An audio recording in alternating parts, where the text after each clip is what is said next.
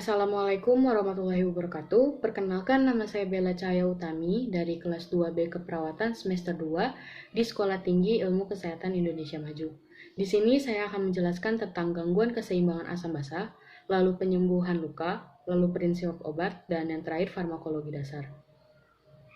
Selanjutnya kita akan membahas tentang gangguan keseimbangan asam basa. Apa sih asam basa itu? Keasaman atau kebasaan suatu larutan tergantung dari ion hidrogen di dalamnya. Peningkatan kadar H+ akan menurunkan pH sehingga larutan lebih asam. Penurunan kadar plus akibat penambahan basa ke dalam plasma akan menambah pH asam. Acid adalah ion hidrogen, suatu cairan yang disebut asam bila mampu melepaskan atau menyumbang H+. Contohnya HCl. HCl jika kita pecah menjadi H+ plus Cl-. Nah, HCl adalah asam karena dapat memberikan H+. Sementara basa adalah ion hidroksida, suatu cairan yang bersifat basa bila sanggup menerima H+. Contohnya NaOH. NaOH jika kita pecah menjadi Na+ ditambah OH-. Selanjutnya, ketidakseimbangan asam basa terjadi apabila adanya perubahan tekanan karbon dioksida dan serum bikarbonat yang menyebabkan perubahan pH. Terdapat dua jenis penyakit yang disebabkan oleh ketidakseimbangan asam basa, yaitu asidosis dan alkalosis. Selanjutnya ada macam-macam gangguan keseimbangan asam basa. Ada 4, yaitu asidosis respiratorik, asidosis metabolik, lalu alkalosis respiratorik, dan alkalosis metabolik. Asidosis itu merupakan kadar asam yang lebih tinggi. Nah, asidosis respiratorik peningkatan asam karbonat. Nah, hal ini berhubungan dengan peningkatan CO2 dalam plasma akibat berkurangnya ventilasi. Lalu, apa sih asidosis metabolik? Nah, asidosis metabolik ini perbandingan bikarbonat terhadap asam karbonat menjadi berkurang. Kompensasi tubuh dilakukan dengan mengeluarkan CO2 melalui paru-paru dan ginjal, menahan bikarbonat mengeluarkan H+ dan anion-anion lainnya. Lalu ada alkalosis, yaitu tingginya kadar basa dalam tubuh. Alkalosis respiratorik itu hal yang berhubungan dengan menurunnya kadar CO2 plus H2CO3 dalam plasma dan meningkatnya pH akibat peningkatan ventilator alveolar. Lalu ada alkalosis metabolik. Hal itu terjadi bila asam kuat keluar dalam tubuh, misalnya pada keadaan muntah-muntah. Banyak HCl yang keluar karena H+ dan Cl banyak keluar. Natrium bebas akan mengikat HCO3 yang akan bertambah jumlahnya bila asam karbonat berkurang. Lalu kita akan membahas tentang penyembuhan luka. Apa sih luka itu? Luka adalah rusaknya integritas sel atau jaringan organ yang disebabkan oleh berbagai jenis cedera. Jenis-jenis luka, yang pertama ada luka superficial, yaitu luka yang terjadi hanya pada lapisan dermis. Yang kedua, ada luka partial thickness, yaitu luka dengan kondisi hilangnya jaringan kulit pada lapisan epidermis dan lapisan dermis bagian atas. Luka partial thickness terdiri dari 2 stadium, yaitu luka partial thickness stadium 1, yaitu kulit nampak berwarna merah, belum nampak lapisan epidermis yang hilang. Lalu ada luka partial thickness stadium 2, ini lapisan epidermisnya hilang atau lecet sampai dermis bagian atas. Selanjutnya ada luka full thickness, yaitu luka dengan kondisi jaringan kulit yang hilang pada lapisan epidermis, dermis, dan fasia dan otot. Luka full thickness terdiri dari 2 stadium, yaitu luka full thickness stadium 1, lapisan dermis hingga subkutan rusak, lalu luka full thickness stadium 2, lapisan subkutan hingga otot dan tulang rusak. Tubuh kita itu akan mengupayakan mengembalikan komponen jaringan yang rusak jika terjadi luka dengan membentuk jaringan yang sama dengan keadaan sebelumnya. Selanjutnya ada faktor-faktor yang mempengaruhi proses penyembuhan luka. Yang pertama ada umur. Pasien dewasa dan anak-anak akan lebih mudah untuk sembuh lukanya dibandingkan orang yang telah lanjut usia. Hal ini terkait perubahan-perubahan yang telah terjadi pada orang tua, seperti pada vaskular telah terjadi aterosklerosis dan atrofi kapiler yang akan mengganggu kelancaran aliran darah menuju daerah luka. Yang kedua, ada nutrisi. Pasien sangat membutuhkan nutrisi yang cukup untuk kesembuhan lukanya, seperti protein, vitamin C, vitamin A, serta mineral. Bila nutrisi tersebut tidak terpenuhi, maka proses pembentukan epitel sel baru akan terhambat. Lalu yang ketiga ada medikasi, yaitu obat-obatan yang dikonsumsi pasien akan memperlambat proses penyembuhan luka. Sebagai contoh, obat golongan steroid, aspirin, heparin, dan anti kanker. Lalu ada sistem kekebalan tubuh. Sistem kekebalan tubuh atau imunitas pasien yang lemah akan sangat berpengaruh terhadap kondisi luka. Reaksi fagositosis dan sistem kolagen akan terganggu seperti terlihat pada pasien yang menderita HIV atau AIDS. Selanjutnya ada obesitas. Pasien yang memiliki berat badan berlebih mempunyai resiko penyembuhan luka yang lebih lambat karena suplai darah pada jaringan adipose atau lemak tidak adekuat.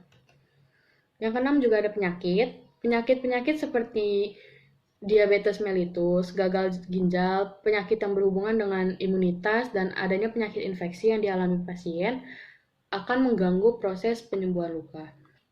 Lalu ada gaya hidup. Gaya hidup yang buruk seperti merokok dapat menurunkan jumlah hemoglobin yang berguna untuk mengangkut oksigen, yang sangat dibutuhkan untuk penyembuhan luka. Merokok juga menyebabkan aliran darah tidak lancar karena terjadi peningkatan agregat platelet dalam sistem sirkulasi darah. Lalu ada proses penyembuhan luka. Proses penyembuhan luka ditandai dengan adanya proses pemecahan sel-sel yang mati dan proses pembentukan sel baru. Pada dasarnya, proses anabolik telah dimulai sesaat setelah terjadi luka. Yang pertama ada fase inflamasi. Fase inflamasi terhadap respon vaskuler dan seluler yang bertujuan menghentikan pendarahan dan membersihkan area luka dari benda asing, sel-sel mati, dan bakteri untuk mempersiapkan dimulainya proses penyembuhan. Lalu yang kedua ada fase proliferasi. Proses kegiatan seluler yang penting pada fase ini adalah memperbaiki dan menyembuhkan luka, ditandai dengan proliferasi sel. Pada fase ini, protein sangat dibutuhkan sel untuk menumbuhkan granulasi atau pembuluh darah dan jaringan baru. Lalu ada fase yang ketiga, yaitu fase maturasi. Fase ini dimulai pada minggu ketiga setelah luka dan berakhir kurang lebih 12 bulan. Tujuan dari fase maturasi ini adalah menyempurnakan terbentuknya jaringan baru menjadi jaringan penyembuhan yang kuat dan bermutu. Terus warna kemerahan dari jaringan mulai berkurang karena pembuluh mulai regresi dan kolagen bertambah banyak untuk memperkuat jaringan paru. Lalu luka dapat dikatakan sembuh jika kontinuitas lapisan kulit dan kekuatan jaringan kulit mampu untuk melakukan aktivitas yang normal. Meskipun proses penyembuhan luka sama bagi setiap penderita, namun hasil yang dicapai sangat berbeda tergantung dari kondisi biologik masing-masing individu serta lokasi dan luasnya luka. Selanjutnya kita akan membahas tentang prinsip obat. Apa sih obat itu? Obat adalah substansi yang diberikan kepada manusia sebagai pencegahan, perawatan, dan pengobatan terhadap berbagai gangguan yang terjadi di dalam tubuh. Obat bekerja sesuai proses kimiawi melalui suatu reaksi luar. Jadi pemberian obat ada yang melalui mulut atau peroral, lalu melalui suntikan atau parental, lalu rektal, intravaginal, dan obat luar seperti topikal dan inhalasi. Selanjutnya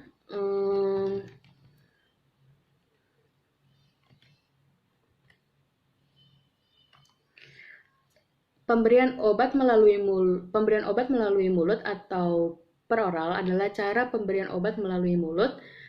Cara ini adalah cara yang paling umum dilakukan dengan tujuan mencegah, mengobati, mengurangi rasa sakit sesuai dengan efek terapi dan jenis obat. Keuntungan dari memberi obat melalui mulut ini yaitu praktis, aman, dan ekonomis. Namun ada kelemahannya juga, efek yang ditimbulkan biasanya lambat, tidak akan efektif jika pengguna sering muntah-muntah, kurang disukai jika rasanya pahit, iritasi pada saluran cerna. Lalu pemberian obat parental. Parental adalah pemberian obat tanpa melalui mulut, tanpa melalui saluran pencernaan, tapi langsung masuk ke pembuluh darah. Keuntungannya itu efek timbul lebih cepat dan teratur, dapat diberikan pada penderita yang tidak kooperatif, tidak sadar, dan muntah-muntah. Lalu juga sangat berguna dalam keadaan emergensi. Namun parental juga ada kelemahannya. Dia dibutuhkan kondisi asepsis, menimbulkan rasa nyeri, tidak ekonomis, ada rasa nyeri atau perih pada saat dimasukkan obat. Jadi pemberian obat melalui parental ini meliputi intrakutan, subkutan, intramuskular, dan intravena. Lalu apa intrakutan? Intrakutan adalah pemberian obat ke dalam lapisan dermal kulit, tepat di bawah epidermis. Pemberian intrakutan secara umum dilakukan di daerah lengan tangan bagian ventral. Prinsip memasukkan obat ke dalam jaringan kulit intrakutan biasanya digunakan untuk mengetahui sensitivitas tubuh terhadap obat yang akan disuntikan untuk menghindari pasien dari efek alergi obat. Lalu subkutan. Subkutan ini merupakan pemberian obat melalui suntikan ke arah bawah kulit, yaitu pada jaringan konektif atau lemak di bawah dermis. Jenis obat yang lazim diberikan secara subkutan yaitu vaksin, obat-obatan preoperasi, heparin, narkotik, dan insulin. Selanjutnya ada intramuskular. Intramuskular adalah cara memasukkan obat ke dalam jaringan otot atau muskulus. Tujuannya itu pemberian obat dengan absorpsi lebih cepat dibandingkan subkutan. Lokasi penyuntikannya itu ada di daerah paha atau vastus lateralis, terus ventrogluteal posisi berbaring, lalu ada dorsogluteal posisi tengkurap, dan lengan atas deltoid. Daerah ini digunakan dalam penyuntikan dikarenakan massa otot yang besar. Vaskularisasi ini baik dan jauh dari saraf. Pemberian obat secara intramuskular sangat dipengaruhi oleh kelarutan obat dalam air, menentukan kecepatan dan kelengkapan absorpsi obat. Lalu ada memberikan obat secara intravena, yaitu pemberian obat dengan cara memasukkan langsung ke dalam pembuluh darah vena, sehingga obat langsung masuk ke dalam sirkulasi darah. Tujuannya yaitu memasukkan obat secara cepat, mempercepat penyerapan obat.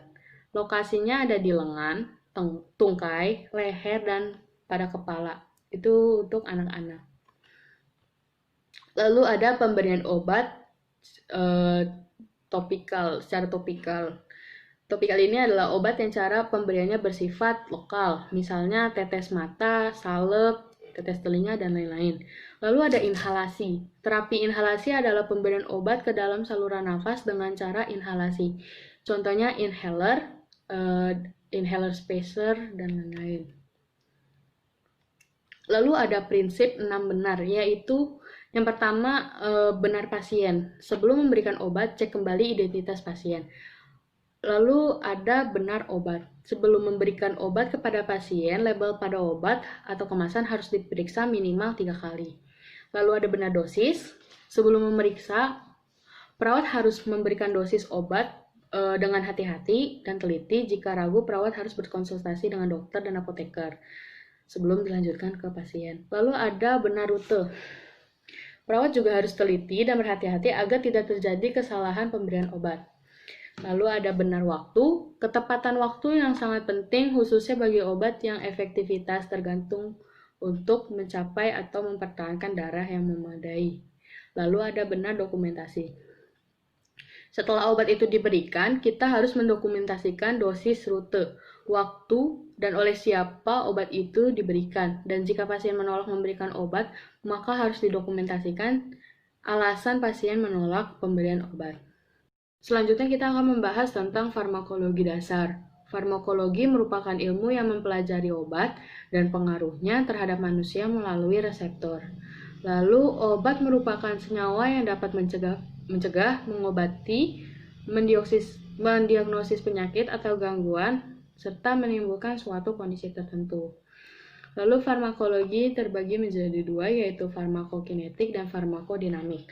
Farmakokinetik merupakan ilmu yang mempelajari proses obat dalam tubuh yang meliputi absorpsi, distribusi, metabolisme, dan ekskresi. Lalu ada farmakodinamik. Farmakodinamik ini merupakan ilmu yang mempelajari pengaruh obat terhadap sel tubuh. Setelah mengetahui pengertian dari obat, tubuh kita memerlukan obat yang ideal.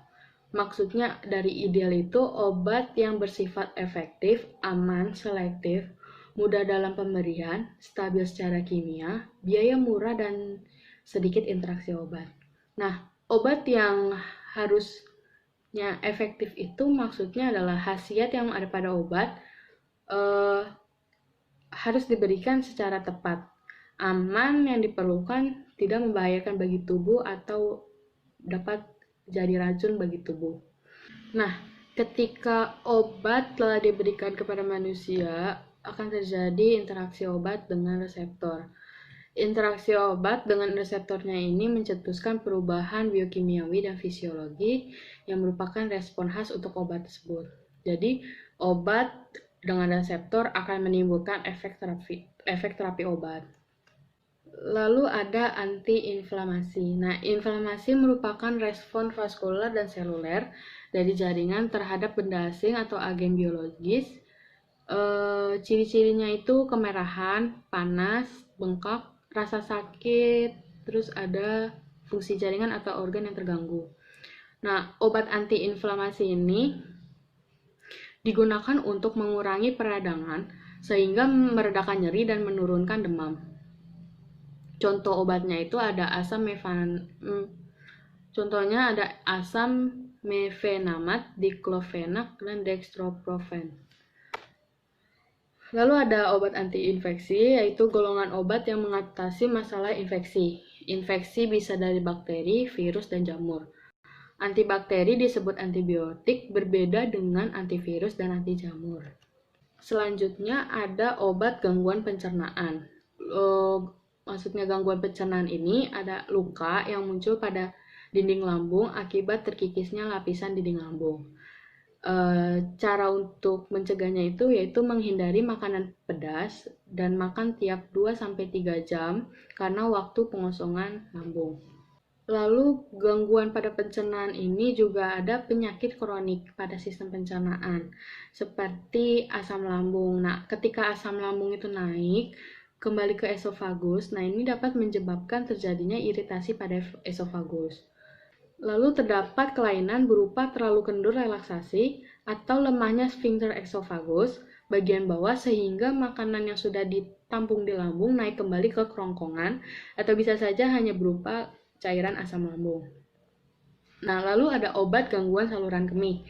E. coli merupakan penyebab paling sering pada infeksi saluran kemih. Analgesik ialah istilah yang digunakan untuk mewakili sekelompok obat yang digunakan sebagai pereda nyeri. Lalu ada antipiretik, adalah obat penurun panas. Lalu ada obat kardiovaskular, yaitu obat yang digunakan untuk penyakit jantung dan pembuluh darah. Pembuluh darah tersumbat karena penumpukan kolesterol. Jadi, ketika kita mengkonsumsi obat secara tepat dan aman, maka efek khasiat yang tidak diinginkan tidak akan terjadi. Atau dengan kata lain, obat itu menjadi racun yang dapat membahayakan tubuh. Sekian dari saya, kurang lebihnya mohon maaf. Wassalamualaikum warahmatullahi wabarakatuh.